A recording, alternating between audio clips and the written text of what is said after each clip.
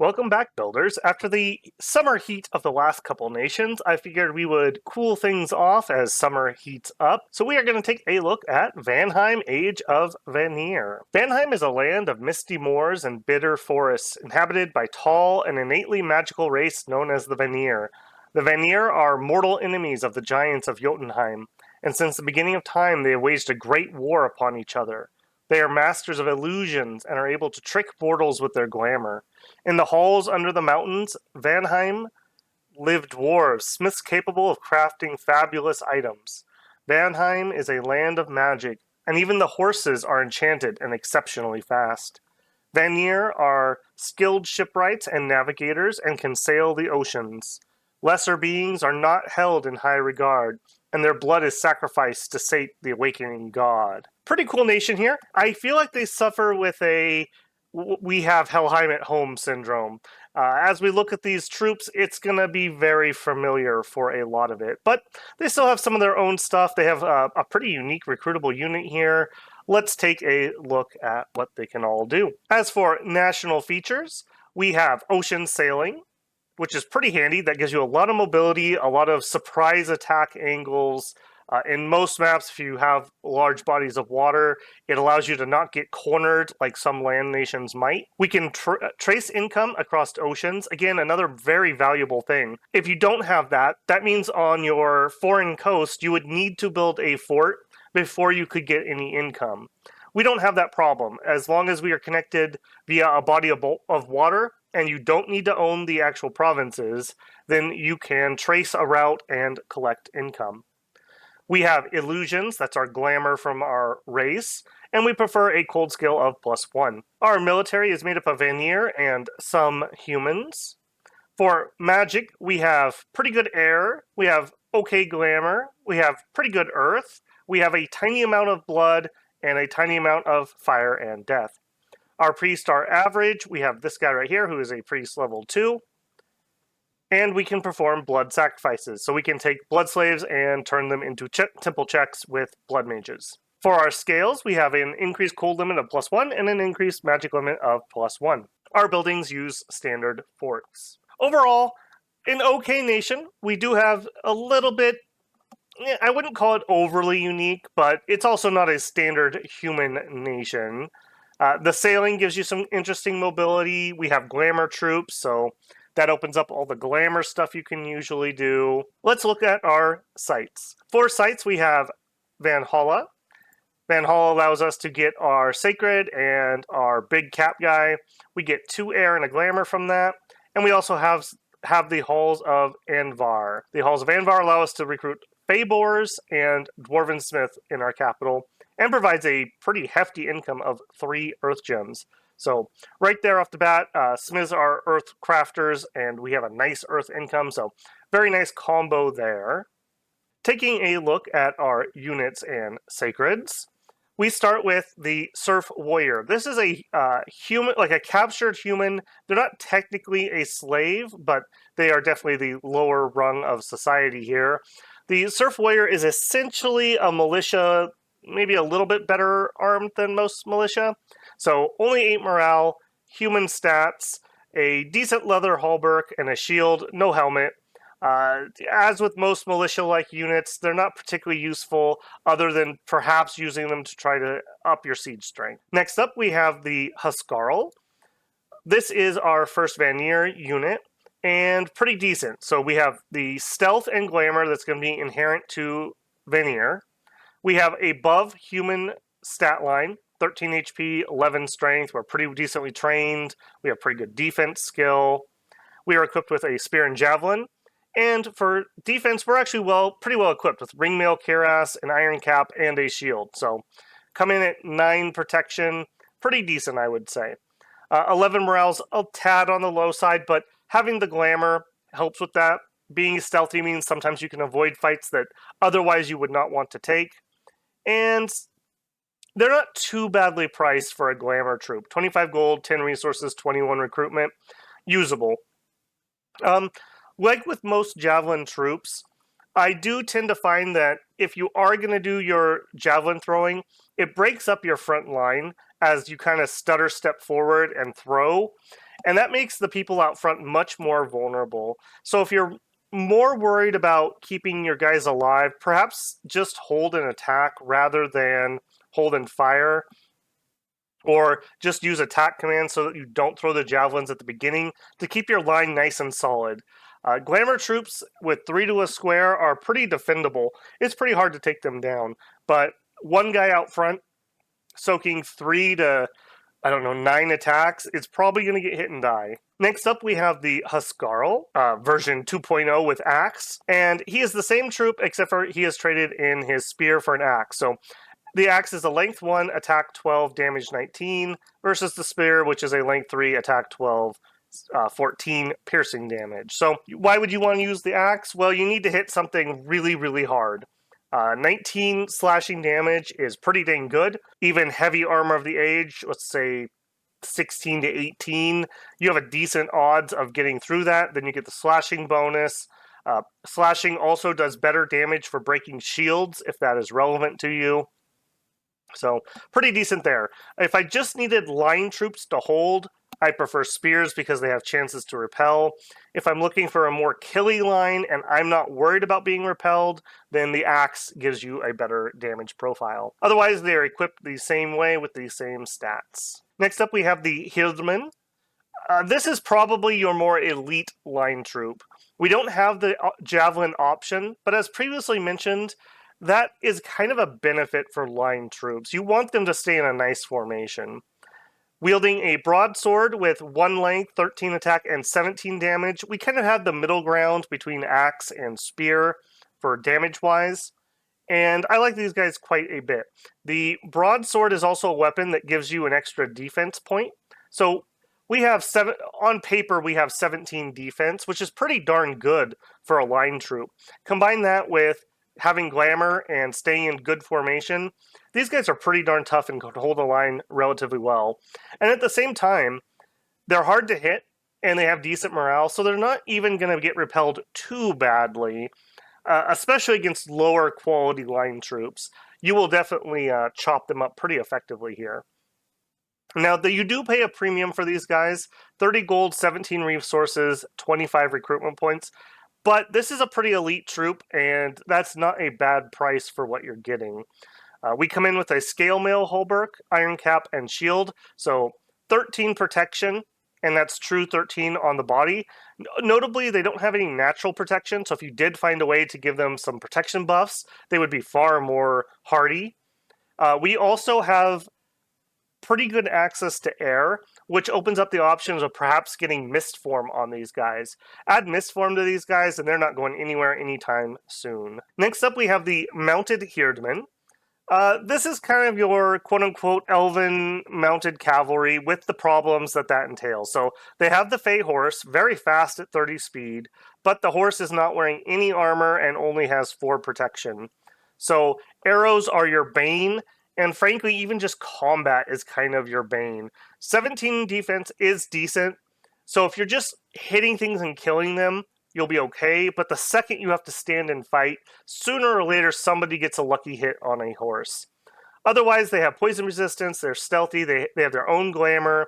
Animals, they have true sight, they are disease resistant, and they are smart mounts. Smart mounts mean it's better at going back home. If your mount goes back home, you can re-recruit the unit for half price. So that's kind of nice. For the actual mounted unit, it is one of our Vanir. We have an actual lance, although it is a light lance. Still, you get that first strike bonus. So again, you really want to hit and kill and not be in grinding combat. So use these guys on the flanks, maybe surprise some lighter troops with a fast charge and kill enough on the initial hit to make them rout. You don't want these guys to sit in melee and just slowly get whittled down. That's a hefty price. Yeah, you just don't want to be losing them. They would really appreciate any kind of buffs you can give to the mount that keeps them alive better. So misform, other protections, ethereal, anything you can do to help out the mounts not be the weak point. Otherwise, I do feel like these are all right. Map move of 26 is pretty darn nice. 10 here, 12, 14, 12. Nope, none of these guys have special snow move or anything. So we are a very slow race if we're not sailing. And the Hieldmen give us a fast option. Can be nice for just traveling around, for protecting your lands, for raiding enemy lands. A usable unit, but you just have to be realistic about what they're going to be able to do. Next up, we have a pretty unique unit. This is the Fey Boar. It's a cap-only unit from one of our sites, and he's pretty darn interesting. I do have a soft spot for boar units, and he's a good one. 100 gold, 1 resource, 30 recruitment. So already it's cap-only and expensive, so bang right there. And we haven't even looked at our Sacred, who's going to be competing for some of these recruitment points, and frankly our money. But what do you get for that? A size 5 immortal trampler with 18 morale. The number one weakness of most tramplers is the fact that their morale is generally pretty bad because they're generally animals. We don't have that problem. 18 is fine. Absolutely fine for that. And even our magic resistance isn't in a huge hole. We've got 14. Being size 5 and having 18 HP, a group of these also is great for drawing in arrow fire or magic spells. And normally you kind of wouldn't want that because you're paying 100 gold. But guess what? We're immortal. We're immortal pigs. So in 3 months, we would just return to the capital, which is absolutely amazing. Yeah. And in the process, you'll lose most of your afflictions. Another thing that happens to tramplers is if they're a bigger, tougher animal, they tend to just gather afflictions until they die. Well, when we die, we come back. So not a problem. In addition, lore-wise, like the armies would kill these and eat these every night, and then magically in the morning they would be back to life. So each one of these guys gives you a supply bonus of 100. Now, we're probably not going to have these humongous armies just because we're kind of an elite army, but even just throwing a handful of these guys in an army means you will never have supply issues. And that could be really helpful if you're going up against, like, somebody that's really pop-killed off their area, or just having to go through wastelands or other low supply areas. You'll never have to worry about starving and having your elite troops be super, super weak. Otherwise, they do have an attack. It's a 9 attack, 12 damage gore, but ideally, you would want these guys to be trampling, not fighting in a line. Note, as animals, there are several buffs you can do to them to raise morale, attack, or possibly give them Berserk or Enrage, and that could be pretty handy, just to ensure that they're up there trampling until they win or die. And that is what you'd love to see. So, a very cool, very unique unit. I'm going to try to make some use out of these and show them off, but the economy of them can be a little pricey. Although, I guess it should be noted, it's a one-time recruit, and they will keep coming back as long as you don't lose your capital. And at 80 gold a year, that's not too bad. That's not too bad. Do note that be careful. If you get too many of these guys, you can't get rid of them because they will keep coming back to life. So if you had 100 of these guys, you would have to pay that upkeep. So just keep that in mind, how many of these you get. Finally, we have our Sacred, the Vanir, only from the capital, of course. And this is a very respectable Sacred. He is Vanir, so he does have higher stats. 15 HP is pretty good for a human-like troop. 13 strength, and he's pretty well trained. The cost is also not too bad. 40 gold, 16 resources, 28 recruitment. So do note that we are high-ish on recruitment costs, so perhaps some extra order, or at least not turmoil, is in order here, just to keep them being produced at a decent clip. And these are pretty good. These are like a stereotypical berserker. So Sacred, we are stealthy because of our glamour. We have the glamour. We have berserk plus 5. And we have ambidextrous. Ambidextrous lowers the penalty for dual wielding, so essentially we have no penalty. If we go berserk, we get extra attack, strength, protection, and reduced defense. And we cannot break. That is super duper powerful here. So if we were to add 5 to our strength, aka our damage here, 24 damage and 26 damage respectively on our 2 weapons, that's going to kill most things. And you have 2 attacks. So your attack density is 6 attacks coming out of 1 square of these guys. They have glamour, so they're a bit harder to overwhelm. With the Berserk, we do lose our defense. So that's going to be minus 5 defense. However, we still have the glamour to help back that up. And it's going to raise our protection. We have no natural protection currently. We're going to add 5 to that. I don't remember what the exact scaling is. I don't think we're going to get 5 in our total calculation, but we'll probably get 4, 3 or 4. So let's say it's on the low side. 16 body protection is very respectful. And if it was the high side, it'd be 18. So pretty darn good there. And a low-key thing to think about, when you go berserk, your morale goes up to 50. In order to cancel your attack with a repel, you have to fail a morale check. So they can still hit you for 1 damage, and you don't care and you will hit them anyways. So the fact that they're using length 1 weapons here is far less of a detriment than it normally is for Sacreds. So do I want to be taking 1 damage pokes? No, of course not. And they're going to hit you, so you're going to be relying on your protection to save you from that. But you're gonna chew through these guys like a weed whacker if you've got a decent amount of these. And you even don't even need that many. Mixing some of these guys in, their combat speed 11, so they're slightly faster, but not like horrendously so. Maybe you use these guys and don't let them throw their javelins. Or just even a small group of these guys, just don't let them get completely surrounded, and they should do really well for themselves. They take multiple different blessings pretty well. We can use just about anything you can give us. Because we have multiple attacks, that lends itself towards maybe a quickness bless, maybe a blood surge bless, maybe a weapon bless, just straight up strength. I don't think we need an attack buff, frankly, because when we go berserk, we're going to have an 18 and a 17 respectively. That's plenty, but I mean, it doesn't hurt, never hurts. So many things you could do here, blessing-wise. Next up, let us take a look at heroes, commanders, and the prophet. For heroes, we have 2 different ones. We have Vanadrot. This is a higher pathing mage than we could otherwise get, and he's a bit better of a leader. Otherwise, not really anything of note. 3 air is good. That helps you get a storm out. I think Death 2 is about as high as we get, so there you go. Glamour 2 is about as high as we get. I think Blood 2 might be the highest that we get. So, a decent mage. He's very usable. He has the stuff that our troops have. Nothing else really to write home about. His horse is, as usual, his weak point. Maybe get some barding for him as a priority if you get him out. Next up, we have Vanadis. She's a dis, basically. We don't have access to disses on this nation, unlike Helheim.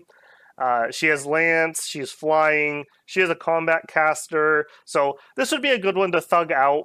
Again, as usual, get some barding for this mount before you try to do that, but good pass for it. So we can do personal misform, we can do fire shield, we could do R of Splendor, or various different self-glamour buffs, displacement maybe.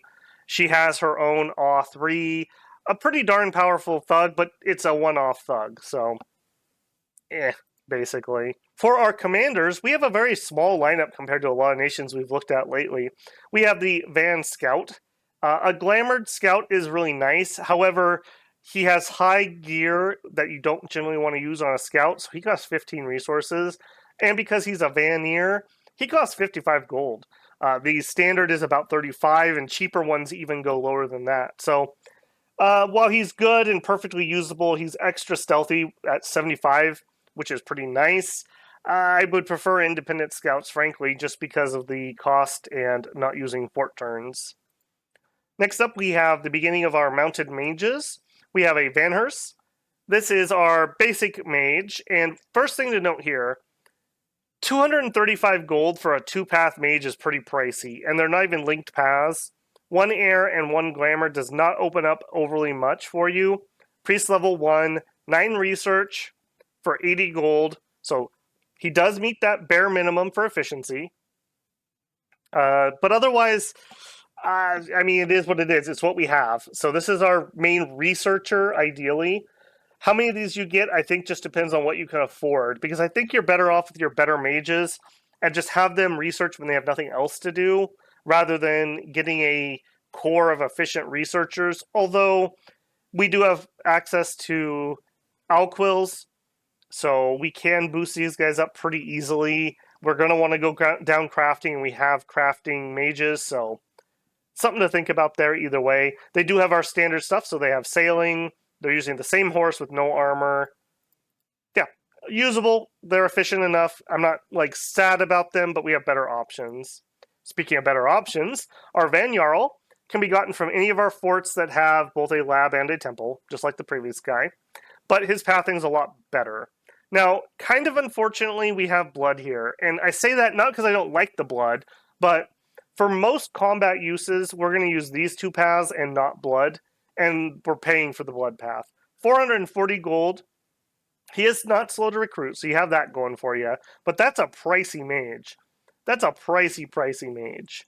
And I find, at least with the builds I've been looking at, they're not quite good enough to solo expand. But in teams of 2, they're pretty good.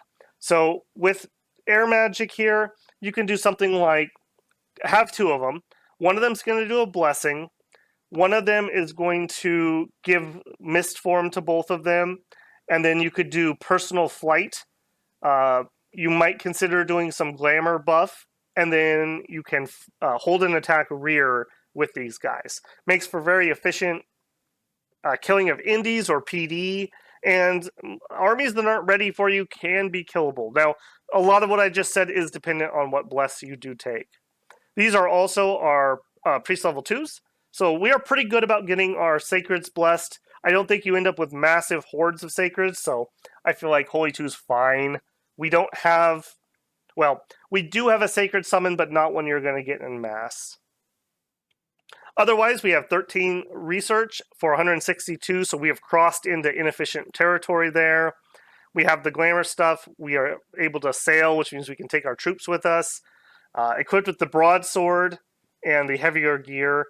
I like these guys. I wish they didn't have the javelin. I don't think that's particularly useful, and we do have to pay for it resource-wise. But it is what it is there.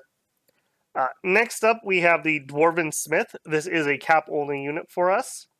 And this is a crafter unit. He has 2 earth, and he gets a 100% random and a 10% random of fire, air, earth, death, glamour.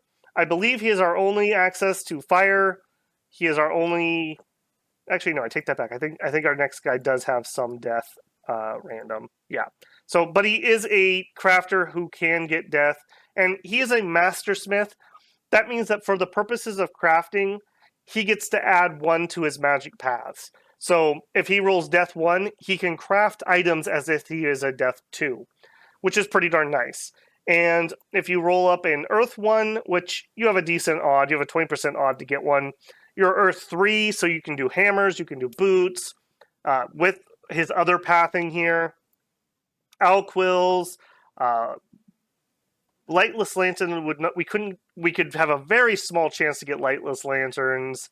I think those are the big ones. Otherwise, air's pretty good for low encumbrance armor and barding. Something to consider. I think there's a glamour barding too that you might be able to get. I do think that if you're going to try to be thugging, you would sure love to have barding for those horses. We have pretty good air income. If nothing else, you can do the earth barding that you get at, I believe, 3. But it's got a lot of encumbrance on it and some minus defense. So, I don't know. It's better than nothing, I think. Otherwise, I definitely like these guys. I think they're very usable.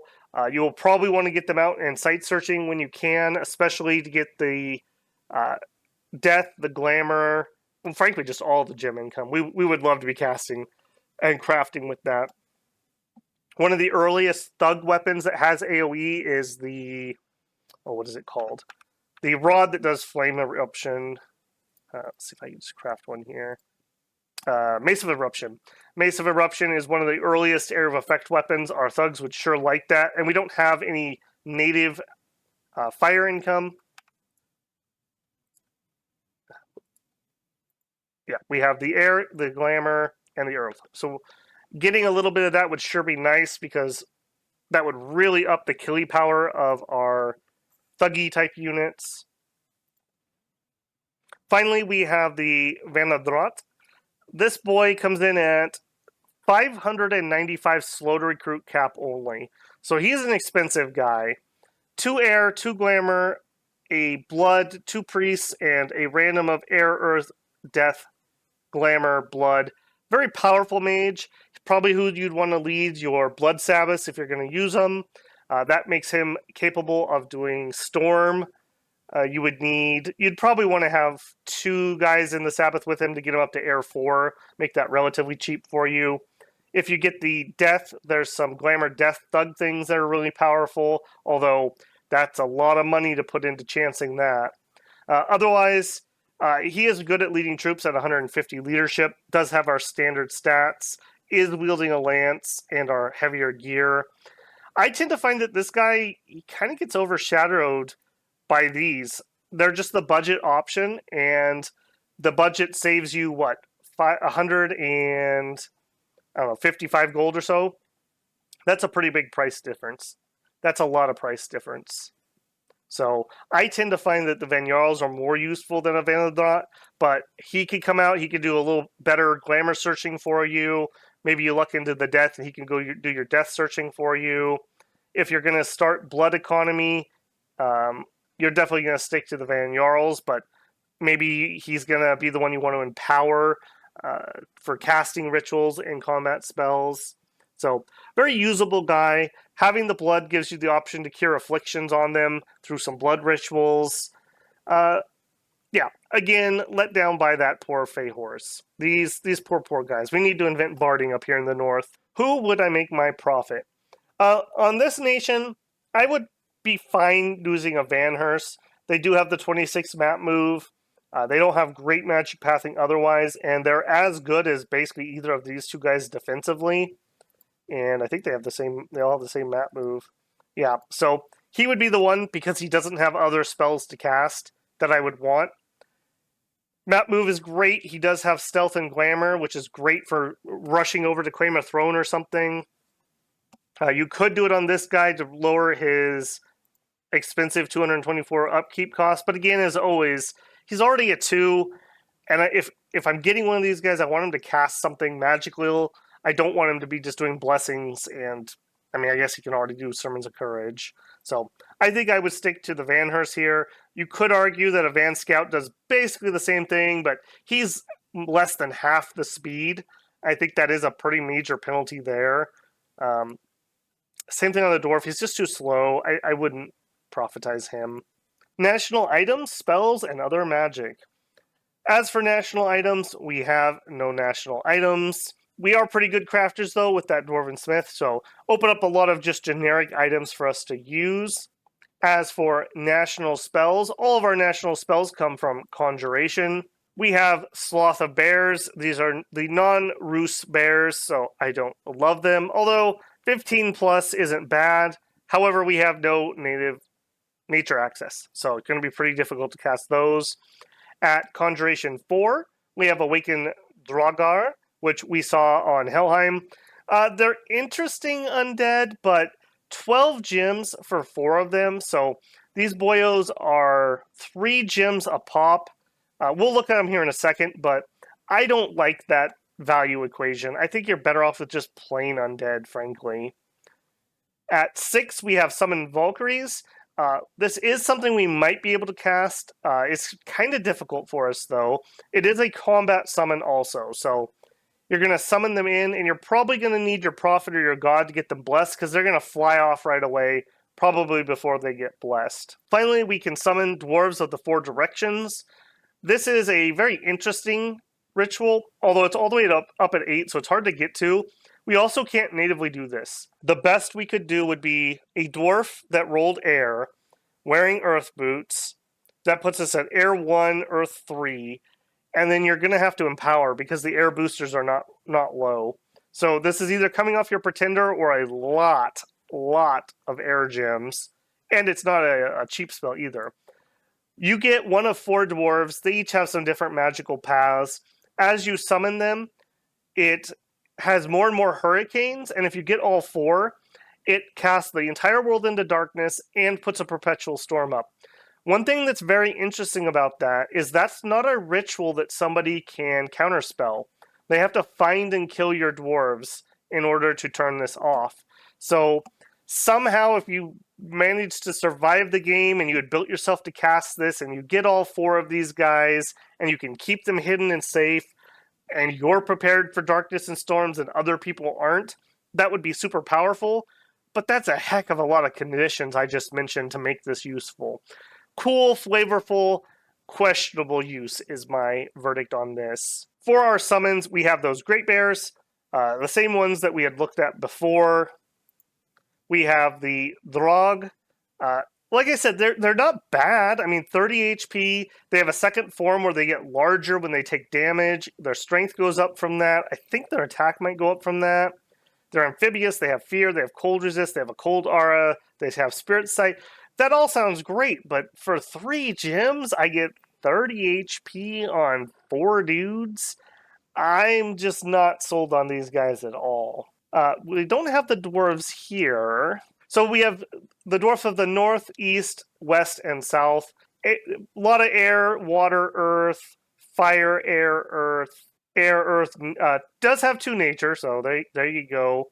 And air, earth, and death. So just a smattering of different ones. You don't get a pick. You get one of the 4 randomly until you have all 4 out, and then you get that big ritual-like effect going. I don't see most games getting that, frankly. As for other magic, I think we want to lean towards our thuggy things early. So out of alteration, air shield is pretty nice if you think you're going to catch arrows. It also helps keep your horse safe. Blurred body is good for lowering attacks that are incoming. Personal mistform is nice that you can keep your thugs very, very safe with that.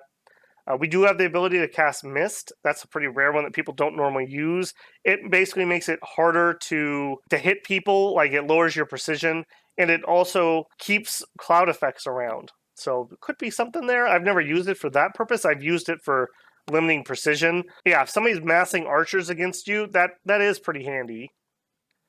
We do have Displaced Body. Very, very powerful if you're using your Glamour 2 guys. Attacking units have their skill reduced by 5, and the first one is displaced by -10. Basically makes you unhittable for that first hit. Mistform, you could just point buff instead of having to do personal from here. We also get Storm up at 5, which you will probably want to head towards at some point. Out of Conjuration, in addition to our other things, of course, Summon Storm Power is a big one. Another thing to think about is from Glamour, 3 Glamour and 2 Earth. Kind of hard to get natively, but not impossible. You could summon in Gnomes, and Gnomes have Glamour magic in spades, and that's super duper helpful. A Gnome will come in with 2 Earth, 2 Nature, 2 Glamour. So that's a really nice utility piece to break yourself into nature. And 2 Nature allows you to summon the bears if that's what your thing is. Just a really nice all-around mage. 2 Nature is pretty good. They can make themselves a Thistle Mace, takes them up to 3 Nature, and then in combat they can summon Strength of Gaia to take them up to 4 Nature. So we can get up to all the big nature-y things. Bark Skin would be quite appreciated by most of our troops. In fact, all of our troops would love to get that. And coming in with Earth 2, they can summon Earth Power and do all the Earth things for you too. Temper Armor is pretty darn good for our troops. We're pretty well armored. Or increasing strength just to increase our damage even further could be a really powerful choice. Otherwise, from Evo, I think we're looking at going for Lightning Bolt, Thunderbolt if we have Storm up. Those are probably your biggest ones. The Glamour stuff is not to be underestimated, though. Dance of Ephemeral Swords, very, very powerful for your Glamour 2 thugs. Moving on to Enchantment. In Enchantment, we have, again, some air stuff you can do, including Personal Flight is very powerful on your thugs. Not only can you hold and attack rear, but if your guys are going to break and run, they fly off field instead of get killed. That can be super duper nice. We have expensive thugs, so while they're good, they're not invulnerable. You definitely will have attrition. And this definitely helps keep them safe from that attrition. Otherwise, not the super duper most important one, although again, Glamour stuff is pretty nice. Those are just powerful spells. And we also have Shroud of Bewilderment. If you watch the Helheim video, this is incredibly powerful. Very, very strong on your thug type units. Yeah, this just goes to town when you're surrounded. Really, really helps keep you safe. Also, if you have Horrible Visage, you can give yourself Dread +5. Again, fear is just really powerful, and this is a way that you can buff your fear, which is very, very good. Cloud Trapeze also gives you even more map mobility. Maybe an argument for making your Prophet a more expensive chassis just so he could Cloud Trapeze around. There's something to be said about just Cloud Trapeze in, claim throne, Cloud Trapeze out, claim throne, and you can rapid fire claim things rather than having to walk multiple times. We don't have flying disses to be our Prophet, unlike Helheim. From Blood Magic, I'm not too in love with most of these. Um, Having Leeching Touch available, sometimes you can get a clutch heal on yourself, and these heals do restore fatigue. That can be pretty handy. We only have Blood 1 as our highest, so you're going to be looking at having to empower for a lot of things. Storm Demons can be pretty powerful, and we are looking to do storms. And 1 Blood empowers not that bad. That's cheap. Whatever. You can totally do that. Yeah, I don't know. You'd have to look through here. We can do some minor blood stuff. I think the blood is more useful for Sabbaths and then casting air spells than it is really for the other things in here. As for crafting, I think we have a lot of just the usual suspects. So if we take a look here, I do think the area of effect weapons are very good for your thuggy type units. Just makes them much more likely to win those battles. The cheapest one I know of is Mace of Eruption. Other than that, where's this? There's the Ice Scimitar, I believe. Yeah, the other area of effect ones. I would stay away from the Snake Bladder. You're probably going to end up killing your horse. Although I guess they do have 10 protection, so maybe not, but you would need to protect yourself, so We have access to the Earth Boots. Earth Boots are always super duper good. As for barding, we can easily do the Black Steel barding, but it gives -2 defense and it gives a lot of encumbrance. So that's a little rough on our mounts. I think what I'd prefer to do is really use this lightweight Cataphract. Air Magic 2, so our Air Dwarf can craft these just fine. And it gives 14 protection for only 1 encumbrance and no defense. Your horses don't get hit that much, especially in melee, because they do have high defense, they do have glamour, and 14's probably enough to keep them going without really slamming their main form of defense or fatiguing them out. So I think both of those are pretty good options. Okay, so let's bring this together. Is Vanheim a discount Helheim? Sadly, kinda. I think Helheim is more interesting. I think Helheim's biggest complaint from people is that they lost their blood. So if that was your biggest complaint, well, here's the blood, but you sacrifice a sacred cav that can be pretty powerful, or sacred flying Valkyries that are pretty good. We also don't have disses, which are really nice mobile leaders. We trade that out for having blood access, for a really cool Immortal Trampler, for a decent Berserking Sacred, and otherwise pretty standard Vanir type troops. Does that make this a bad nation? No, I don't think so. But I also don't think it's the most powerful. You're just not strong enough in blood to really sink into it. We don't have any special blood summons or anything. None of our national spells are like super good. They're like usable. Like the Valkyrie one, it's gonna be really hard to cast. Like you're gonna have to roll into a death here, and then you're gonna have to summon Storm Power or have a booster, and that's to get 1 slowed recruit mage to be able to do it. This guy's he doesn't have random, so he can't do it. Sloth of Bears, The dwarves are cool, but how often does the game go that long and you're still in it? I don't know. What do these guys excel at? Thug expansion. In the game behind us here, I almost exclusively did Thug expansion. So we are on turn 25. I'm in 3 wars. I had all this area here before the wars kicked off. I had all the land up to here before the Kalem War kicked off. And I had all the land up to here before the Cetician War kicked off. The Cetician War was the one that kicked off first, and I essentially did what people call elfing them. I had 4 groups of 2 of our Vanjarls, and I went in and took, I think it was like 1, 2, 3, and I'm pinning their capital, And then I've just, every single turn, every one of my forts is building another guy, and I just keep adding pairs of 2 in here over and over again. So I've got one more army on the loose and one more fort that they can recruit from. And this is like turn 4 of the war. So I'm just going to bottle them up while I'm recruiting actual troops to be able to siege in and get in and finish them off. So very powerful there. In addition, most of our usable troops all have glamour and stealth, so you can actually move around better raiding parties rather than just the thug thing. And I would suggest trying to mix it up a little bit, because there are certain things that you're going to struggle with.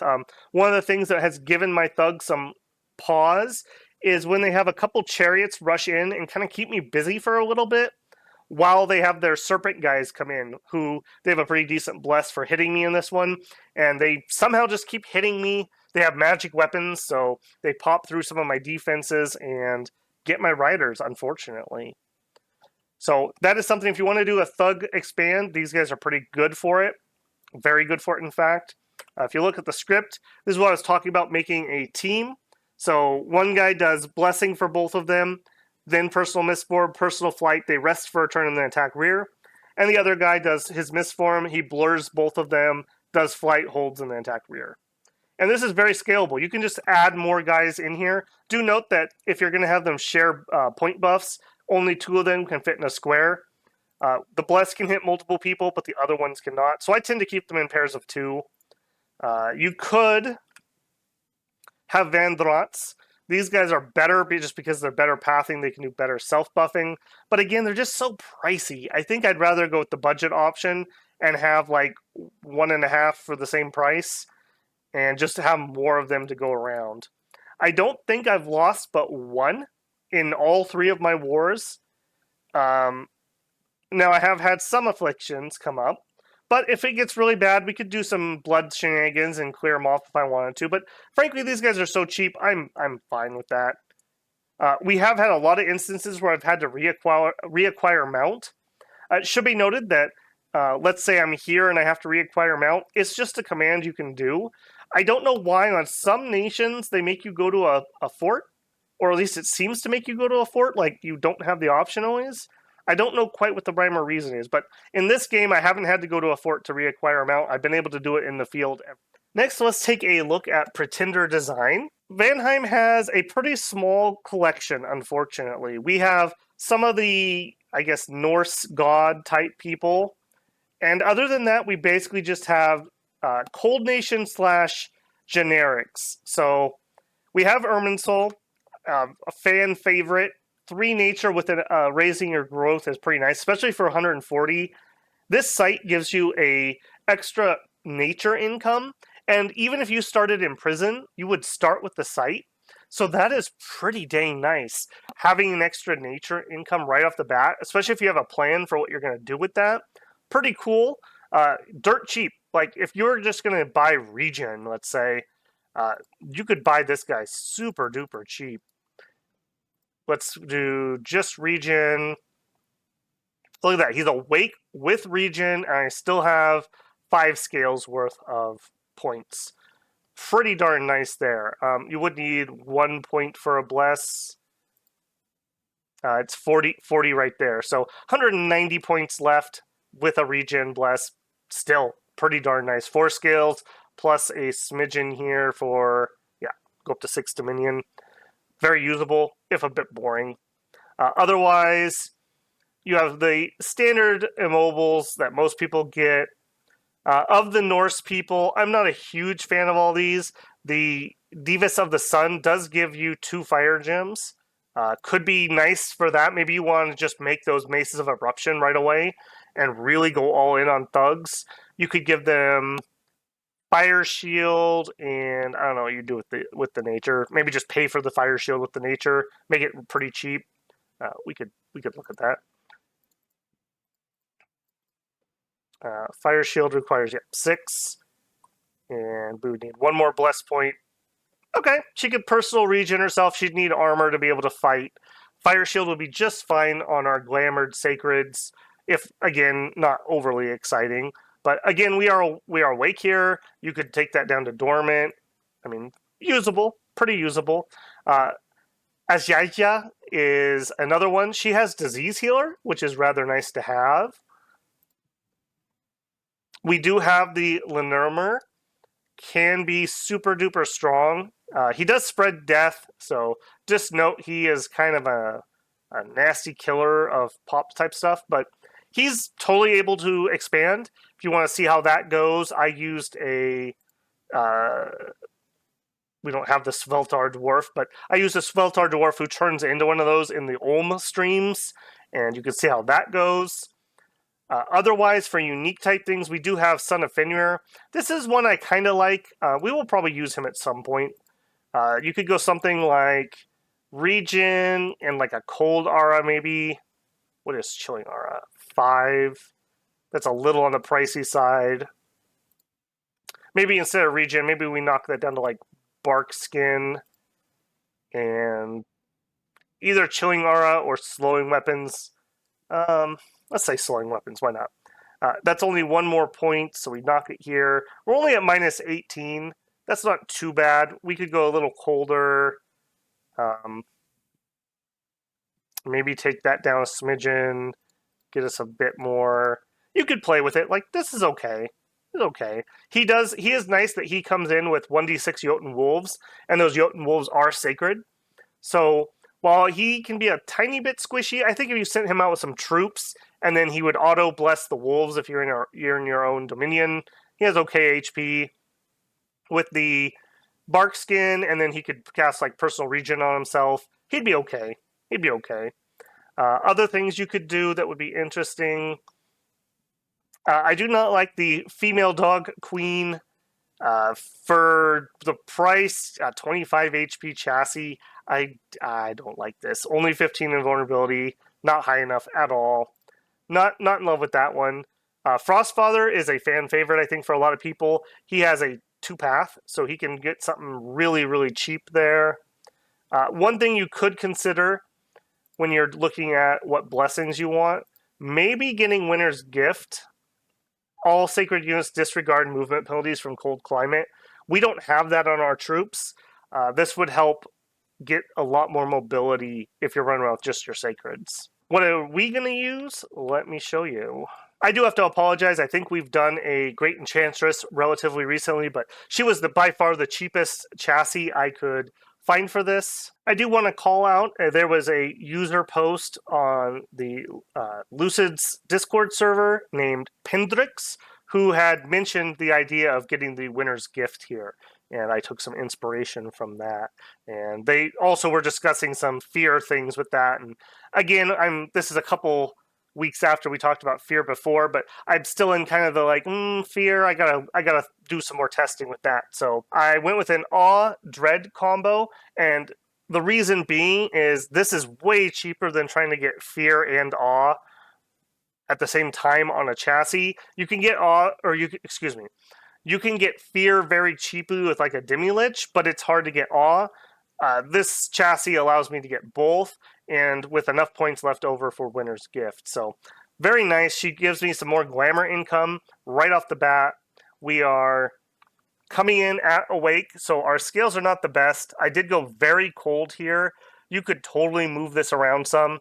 You could lower that, and then I'd probably take drain in that case, or maybe misfortune. I would stay away from turmoil because we do need a lot of recruitment points, but either way, I took this, and then I went with some kind of rainbowy stuff. Again, this allows me to do gnomes.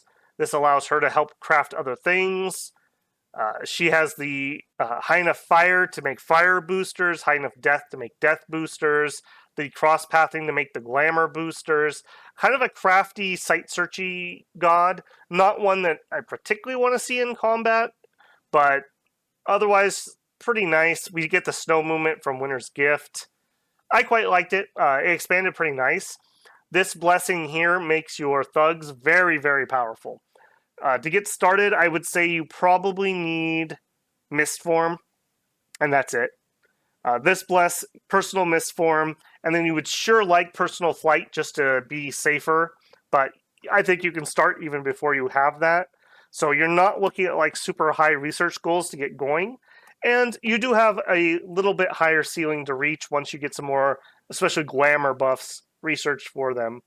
Overall, I like this one quite a lot. This is more for the thugs than the troops. However, this is perfectly fine for your troops too. Awe plays in really nice. Awe will help you when you go berserk and you have like no defense. Well, at least they have to make a morale check, which you are lowering with dread, to be able to attack you. So I think that covers the berserk weakness pretty well. Overall, I like this quite a bit.